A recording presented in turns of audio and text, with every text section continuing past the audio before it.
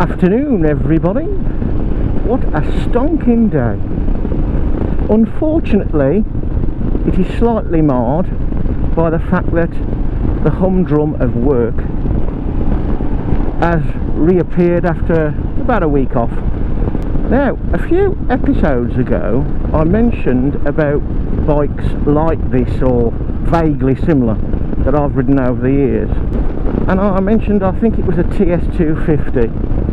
Well, actually it's come to me about 3 days later that around about 2001 I purchased a Pegaso, an Aprilia Pegaso 650.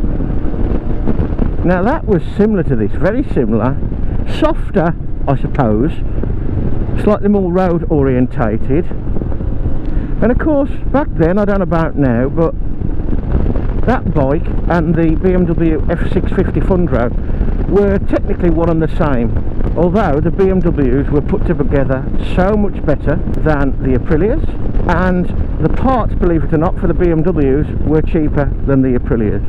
Anyway, I bought that bike, had all the panniers on it, and it was quite useful. The gearbox was horrible, it was so mismatched. 5-speed box, it got about twice the horsepower of Webley, so around about 45 I think it was. Handy tool to load up, but it was pretty poor. You were forever dancing up and down between third and fourth around town. Third was too low, fourth was too high. In the end you sort of like put up with it being too low in third. Secondly, I found this out after I bought it. Prone to head gasket failures and prone to wheel bearing failures, both of which occurred to me. The head gasket issue, obviously water being pumped through where it shouldn't be, accelerated the corrosion of the exhaust, and I had it fixed up, kept it for a bit longer, I don't know how long now, it's been too long ago, probably 6 months I suppose. Part-exed it for a brand new Rover 25. And I know what some of you are thinking, well what about the head gaskets on them? It never went.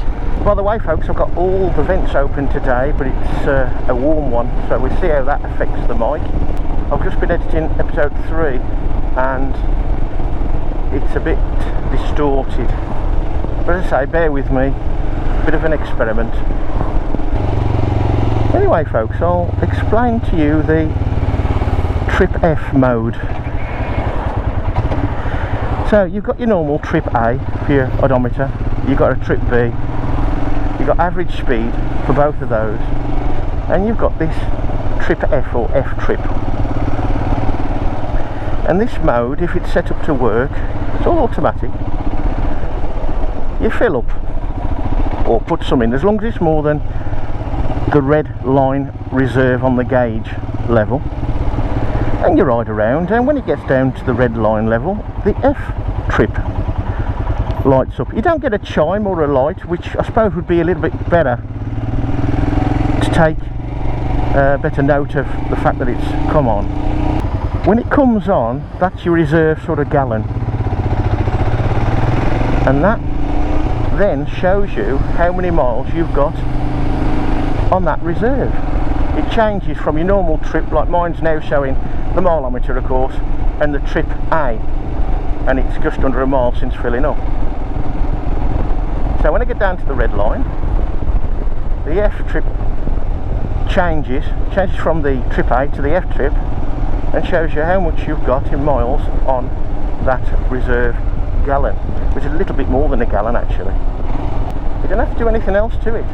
When you fill up and start up, after a few seconds of riding, it resets itself, and then the clock changes back to whatever you had it on before, in my case Trip A, which is rather useful in a way, a little bit different actually. Another Series 3 with the rag top up at the sides, lovely. Now this is one of the problems with Webley, because she's a little wider. This is one of the parts where sometimes, usually on smelly, I will filter through, but it's going to be a little bit more awkward on this one. But today the traffic isn't too bad. Normally you have to wait to get into this road. So now we're in the tunnels going through the middle of Brum, and smelly sounds awesome in here, and so does Thunderbird 4. But Webley's not too bad. just down here on the left, I was pulled by the police on smelly, and all it was to do with the vast increase of mainly scooter but bike thefts in the Birmingham area. And we had a chat and with the fire brigade about some free first aid safety courses, but they were all fully booked by the time I could actually get on to one. So good on you, West Midlands Police and West Midlands Fire Service. I did say when I got off, I says, well, I haven't been doing 190, but they seem more interested in smelly than anything else. But Thundercat, there's so many of them around now. I who thought of the name for that? Must have been watching too many kids' cartoons back in the late 80s, early 90s, I suppose. On the right here is what remains of a James Watt beam engine, just there. Oh, we get a good look at it now, thanks to the lights.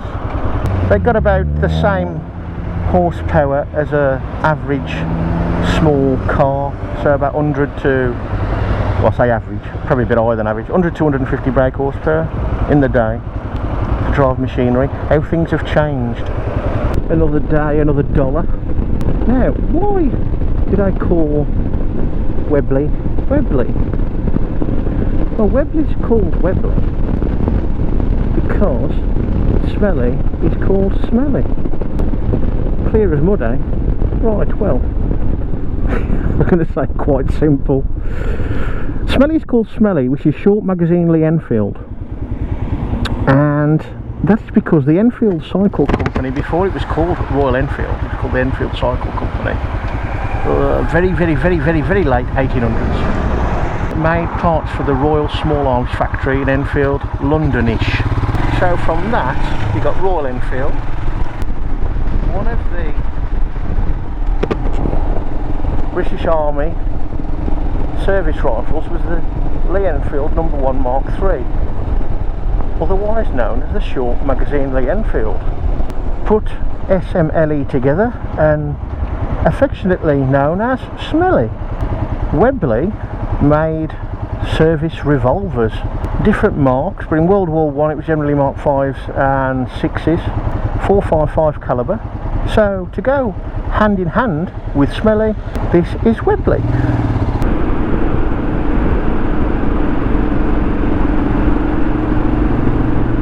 I can tell you that the first tank full of gas was 180 odd miles at 88 to the gallon. Well, it's actually a little bit more than 88, but 88 is good enough. So a little bit less than Smelly at running in speeds, which I suppose about the same weight as Smelly, maybe a little, just a fraction heavier, larger frontal area of course, and I've got the panniers on as well.